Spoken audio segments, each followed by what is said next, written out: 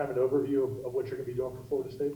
Yes, sir. Thank you for the question. General overview, just to help and improve organization and just help everyone stay on the same page and get the best player for Florida State to do so. As recruiting's evolved over the years, it's an everyday experience now. Every hour it changes by the hour, so the more we can improve communications to help everyone be more effective. Next will be Brendan Sinone from Knowles 247. Hey, Darrick, kind of expounding on that, I guess how much of a role will you have in the scouting process? Like if film comes your way, do you give it to coaches? Are you part of kind of evaluation? How does that work? Yes to all of it, working hand in hand with all of our staff to making sure we get multiple eyes on any prospect, any person that we're going to evaluate for Florida State, and just to make sure that all the opinions are heard and we're taking multiple angles to make sure to limit anything that's out there. Next will be Kurt Weiler from Tallahassee Democrat. Hey, Darrick. Being a West Coast guy, well, Chris Norville's been on the East Coast for a while. I guess how did you kind of first get to know him, and I guess what about him enticed you to take this position? Yes, sir. Good question. Coach Norville and I had first met in 2016 at a mega camp. Marcus Woodson and I had worked together on the same staff at Fresno State. I thought it was important just to ideally align in with his vision, and once he explained that, and obviously the tradition that Florida State offers. Being on the West Coast, understanding the tradition and knowing that, which I probably knew a lot more about Florida State than a good majority of West Coast schools, just with how the West Coast was. So very excited to get started and get to work and hit the ground running. Next will be Matt Marshall from the Orlando Sentinel. Hey, Darrick. I wanted to ask, more and more programs are starting to hire guys like yourself in these type of positions. Why do you think that is, and what sort of benefits do you think they can bring in the long run when it comes to working with these programs? Yeah, good question. I think the main thing is just the organizational standpoint. It has changed so much in the landscape in the last 10 years with the evolvement of social media, the access to film, and more information out there, just balancing that act. And just with the contact, 15 years ago, it was one call a week, and now if we're not talking to every single person that we can DM-wise and daily communication, it's just expanded exponentially. And so the more and more that balancing act is, just to stay on the cutting edge of things. Next will be Chris Nee from Knowles 247. Hey, Darrick, kind of along those same lines, how much has the creation and the evolution of the transfer portal forced the need for just more eyes and more people constantly paying attention to who is available and how to better your team? Yeah, no, good question. The transfer portal, just because it's so instantaneously as guys go in there, that could move on so quick. So those evaluations and that process moving forward, just collecting as much information as we can to move forward and make those best decisions, that's another reason for the expansion of kind of personnel in general across college football. Next will be Carter Carrolls from Tallahassee Democrat. Hey, Darrick, just what about this job do you think you'll have at your disposal compared to jobs that you've had in the past? Yeah, I don't know if there'll be that majority of difference besides just another logo, in here. And I'm ecstatic just to represent this place. Just always had an admiration for Florida State. It was just something I couldn't turn down. I was excited to work with our staff. I think we have a great staff in place to do so, and I think, I'm excited. All right, we'll go back to Ira for Morchant.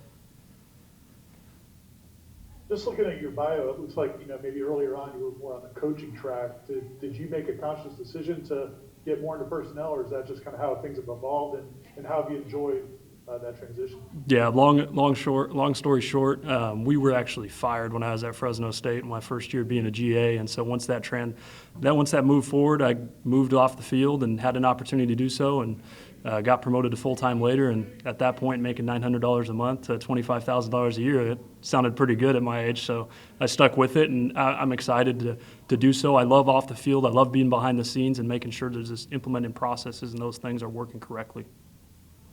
Next will be Perry from Tomahawk Nation. First time beat me to the punch there, but more on the similar line. But how did you even transition to being on the field in the first place? You started while you were a student. Communications degree, was it just like, I love football, I want to be around this sport? And then also, how long is it going to take for FSU to be Florida State and not Fresno State? Yeah, FSU has always been Florida State to me. I'll start there. When I referred to Fresno State, it is the alma mater, but yeah, Florida State is FSU to me, so that we don't have to worry about that. I originally tried to walk on, and that's how I got started, and that was probably my first big personnel decision where they said, hey, you're walking on, you're not going to play here. Why don't you just start off the field? And I was lucky enough to be around great people that gave me that opportunity just to be a sponge and soak everything in at 18, 19 years old. So very happy and a big reason why I'm in the place I am now. We'll go back to Brendan from Mills 247. I'm curious, what is it about personnel aspect of the job that I guess that has allowed you to make this your career? Like, what do you like and enjoy about it so much? The biggest thing I enjoy is watching film. And so if it was up to me, I could lock myself in a room for 20 hours a day, and I'm not kidding, just to be able to watch film and evaluate players. That is the best part. That is the favorite part of the job for me. So that's what initially attracted me to that. I love turning the lights down low, putting the projector screen on. Now we do it all off computers and TVs, but I enjoy that part of the business. We'll go back to Carter from Tallahassee Democrat. Derek, I know you've just kind of started here at Florida State, but what are your sort of early impressions of this coaching staff and how good of a job they do recruiting-wise? Yeah, top-notch, energetic, very driven, organized. I'm just very happy to be a part of it and help be an aid of however I may be able to assist everyone here just to, move things forward. But as far as a daily involvement in recruiting, I have not been around a better staff in that function as far as open communication and those things. We'll go back to Matt from the Orlando Sentinel. Derek, 2 questions. I want to ask, first of all, which position did you play as a walk-on or tried to play as a walk-on? And second, is there anyone that you kind of, maybe coaches for advice, someone that you kind of admire that's maybe done, maybe not specifically the job you're doing now, but maybe it's kind of led you to the path you're on right now? Yeah, both great questions. The first one, I would have played anything, so it really didn't matter, but that dream was ended rather quickly. The second question, there's been a very few group of, a couple of guys that are very influential to me in this process. The first person who took me under his wing was Doug Nussmeier when he was our offensive coordinator at Fresno State. He kind of just opened up my eyes to the college football world. The second person is Drew Hill. That group was there. Those were the first 2 people. And then obviously as the career's gone on, there's been more people influential taking things and learning, how to do things, how maybe not to do some things, and also my vision of how I'd want to do it my own way as well. All right, next will be Ira.